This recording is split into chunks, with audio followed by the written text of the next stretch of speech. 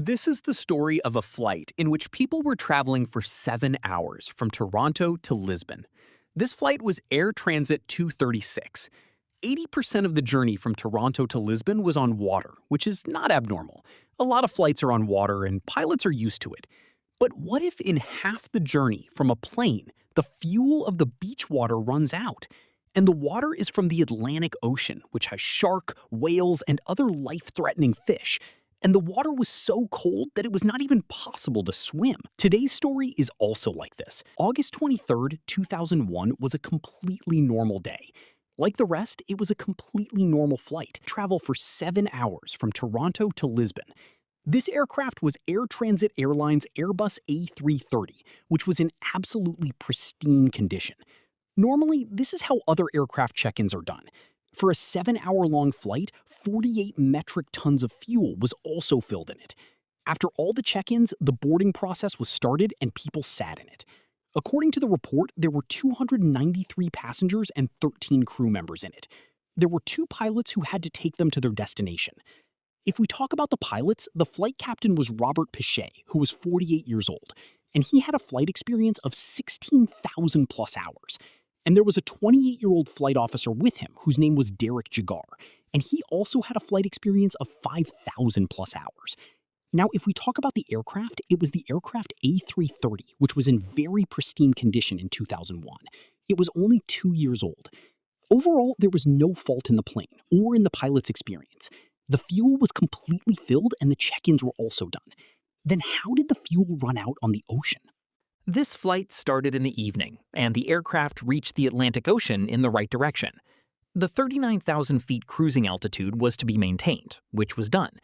In such a high altitude and such a long journey, the aircraft usually works on the autopilot system, and the pilots just have to keep an eye on it and stay in touch with the ATC to keep them informed about everything. Everything was normal up to this point. According to Canadian time, at 1 o'clock in the night, the aircraft had traveled for 4 hours and reached the Atlantic Ocean. And at this time of the night, everyone was sleeping in the plane. Another 3 hours of travel was left. Meanwhile, a warning light came in the aircraft system. It was coming from Warning Engine 2, which indicated low fuel. The surprising thing was that the oil pressure was high and the oil temperature was low. The pilots were also worried because everything was checked before the plane took off, and everything was normal, even the fuel was full. It was even more alarming because as the fuel burns, the temperature rises over time and the pressure decreases. Here, it was exactly the opposite. Even in the flight manual, there was no information about it. They were contacted by the ATC and told about this error. They started checking and told the pilots to keep an eye on the error. After half an hour, everything was normal. Everyone thought that there was something wrong with the sensor and a faulty reading was showing. But after half an hour, there was a low fuel indication in the right wing of the plane, while the left wing was completely normal.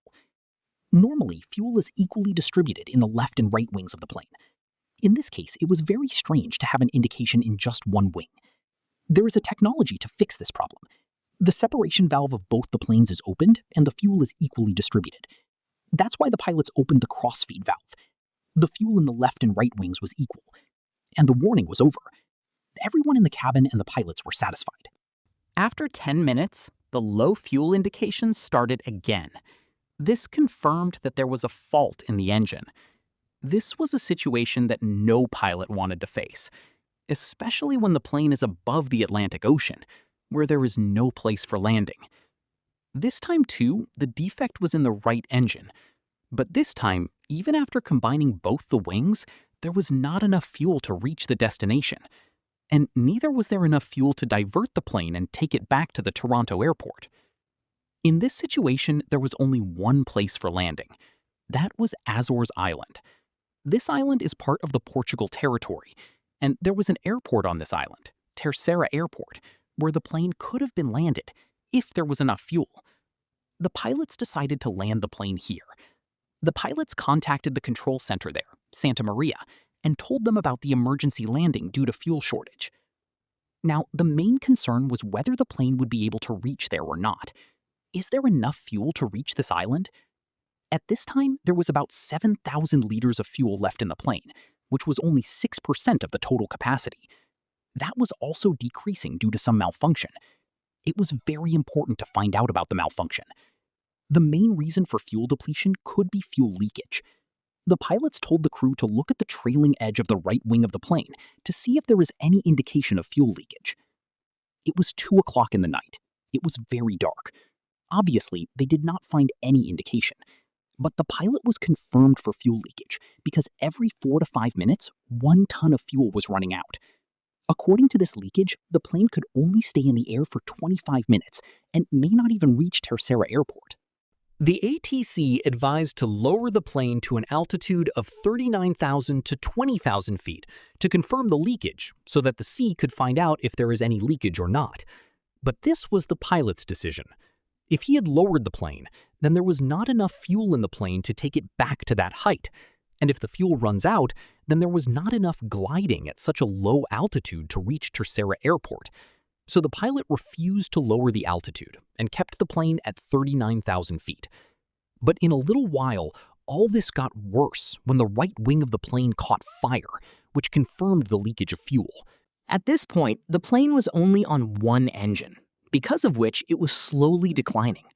After the awareness of this situation, emergency was initiated at the airport, and an ambulance and a fire truck were called.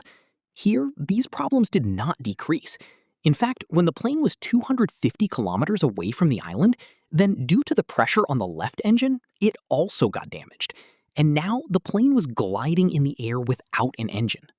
When the engine of the plane stopped, all the electric supplies also stopped, and that scary scene got an extra boost. But with difficulty, there is ease. At the same time, when everything was going wrong, then suddenly the automatic turbine came out in an emergency and worked. This turbine uses the airflow, gives energy to the cockpit, so that the main important system can work. The plane was now gliding at a speed of 30,000 feet without an engine, and was going further down. At this time, Terceira Airport was 120 kilometers away. There was darkness and fear everywhere. Now, no one knew what would happen, but the pilots were still working hard. Now everyone had only one fear. What would happen if the plane did not reach the island? In this case, the plane will crash into the water. In this case, the crew members started preparing everyone. But there was only one meaning of landing in the water. That was death. If they could somehow endure this crash landing, then the cold water of the ocean will not let them live at this time of night.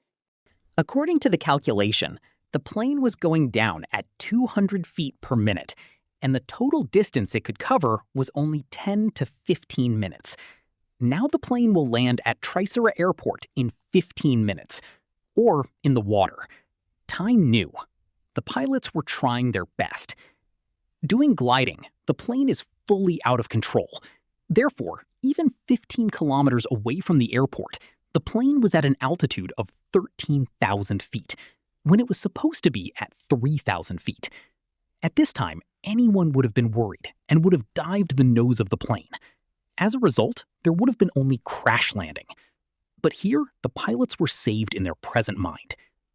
They gave the plane a 360-degree turn at the same point, from which the distance remained the same, but the altitude was reduced to 5,000 feet.